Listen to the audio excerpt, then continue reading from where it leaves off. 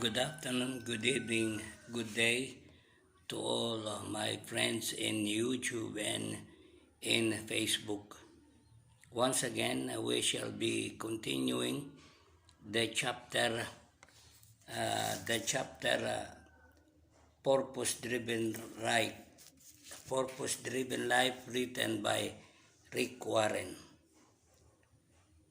We are now continuing to uh, to tell the stories about this chapter 5 book, Seeing Life from God's View. What is your life? As written by James chapter 4 verse 14. We don't see things as they are. We see them as we are. Written by Anais Nin. The way you see your life shapes your life. How you define life determines your destiny. Your perspective will influence how you invest your time, spend your money, use your talents, and value your relationships.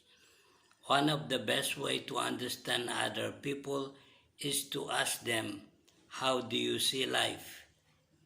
You will discover that there are as many different answers to that question as there are people. I've been told life is a circus, a minefield, a roller coaster, a puzzle, a symphony, a journey, and a dance. People have said life is a symphony. Life is a carousel. Sometimes you're up, sometimes you're down, and sometimes you just go around and around. Or life is a 10-speed bicycle with gears we never use. Or life is a game of cards. You have to play the hand you are dealt. If I ask how you picture life, what image would come to your mind? That image is your life metaphor. It is the view of life that is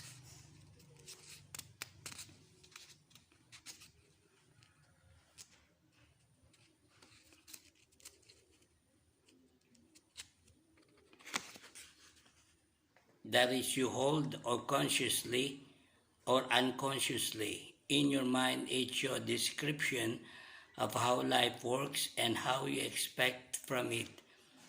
People often express their life metaphors through clothes, jewelry, cars, hairstyles, bumper stickers, even tattoos.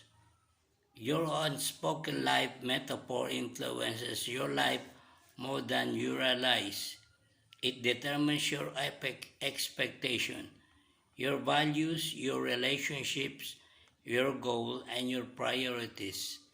For instance, if you think life is a party, your primary value in life will be having fun. If you see life as a race, you will value speed and will probably be in a hurry much of the time. If you view life as a marathon, you will value endurance. If you see life as a battle or a game, winning will be very important to you. What is your view of life? You may be basing your life on a faulty life metaphor.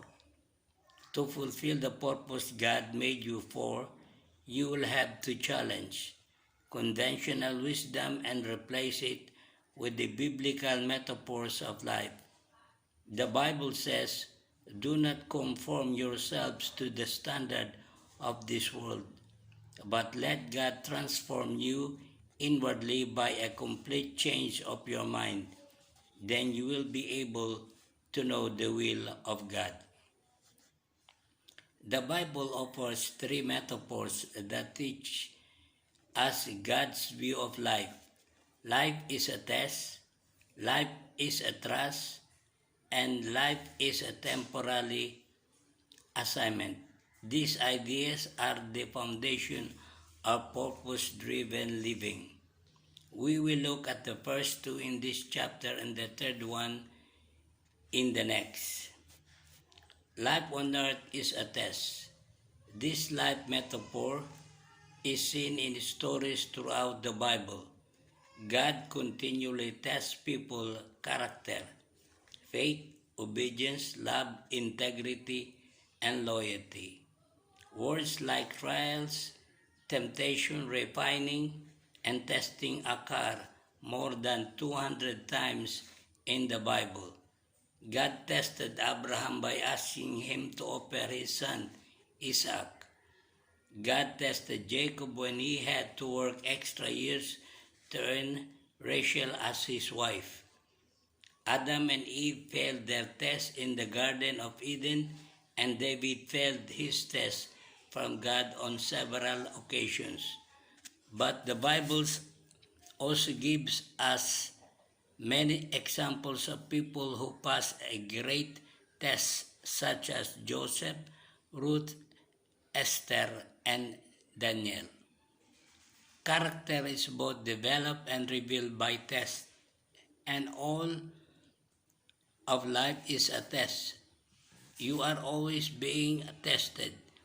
God constantly watches your response to people, problems, success, conflict, illness, disappointment, and even the weather. He even watches the simplest action, such as when you open a door for others, when you pick a piece of trash, or when you're polite toward a clerk or waitress. We don't know all the tests God will give you, but He can predict some of them based on the Bible. You will be tested by major changes, delayed promises, impossible problems, unanswered prayers, undeserved criticism, and even senseless tragedies. In my own life, I have noticed that God tests my faith through problems, tests my hope by how I handle possessions, and tests my love through people.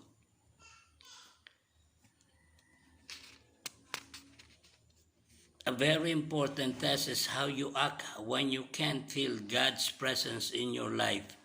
Sometimes God intentionally draws back. We don't sense His closeness. A king named Hezekiah experienced this test. The Bible says God withdrew from Hezekiah in order to test him and to see what was really in his heart.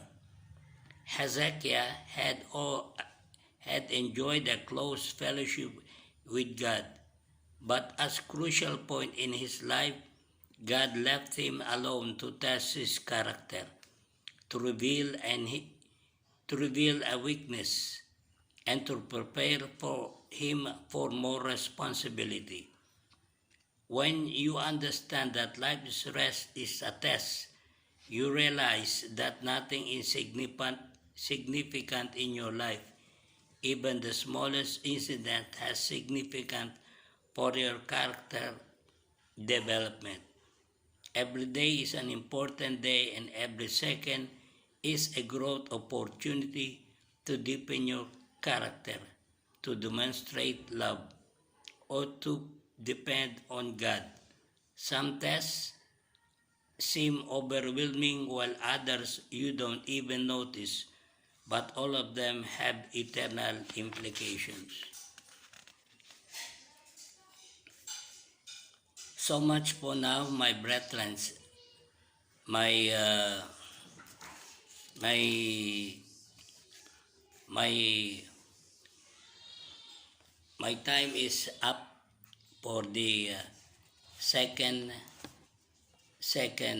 thoughts of seeing life from God's view. Chapter 5 in his book, The Purpose-Driven Life, written by Rick Warren. Good day and have a nice day, everyone. This is Pablo Candelaria Jr. Goodbye.